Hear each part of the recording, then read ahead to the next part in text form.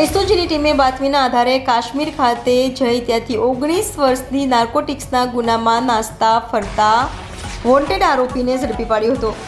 સુરત એસઓજીની ટીમે બાતમીના આધારે કાશ્મીરમાં આતંકવાદીનો ગઢ ગણાતા અનંતનાગ જિલ્લાના અંતરિયાળ ખીણ વિસ્તારમાં મિશન કાશ્મીર ઓપરેશન પાર પાડીને છેલ્લા 19 વર્ષથી નાર્કોટિક્સના ગુનામાં નાસ્તા ફરતા કુખ્યાત ડ્રગ્સ માફિયા એવા નિશારદારને ઝડપી પાડ્યો હતો અને તેને સુરત લાવી તેની ધરપકડ કરી કાયદેસરની કાર્યવાહી હાથ ધરી હતી।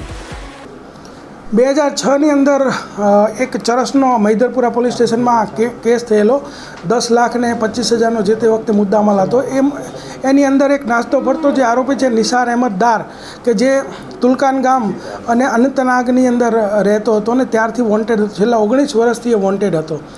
તો અમારા એસઓજીની ટીમને અમારા હેડ કોન્સ્ટેબલ રામજીભાઈને બાતમી મળી કે ત્યાં આનું લોકેશન છે ને મળી શકે એમ છે, એટલે એમણે ઉચ્ચ અધિકારીઓની પરવાનગી લઈ અને સેન્સિટિવ વિસ્તાર હોય એને લેખિત પરવાનગીઓ આપવામાં આવેલ। ત્યારબાદ તેઓ ત્યાં અનંતનાગ પહોંચ્યા, ત્યાંના એસઓજીના પીએસઆઈ સાથે સંપર્ક કર્યો, આખી ટીમ સાથે સંપર્ક કર્યો અને ત્યાં વોચમાં રહ્યા। કારણ કે જે આ તુલકાન ગામ છે એ ગામ આખું પીડીપી સમર્થિત એરિયા છે કે જે મહેબૂબા મુફ્તી છે પીડીપીના જે નેતા એ બીજબહેરાના છે અને બીજબહેરા તાલુકામાં જ આ તુલકાન ગામ આવેલું છે।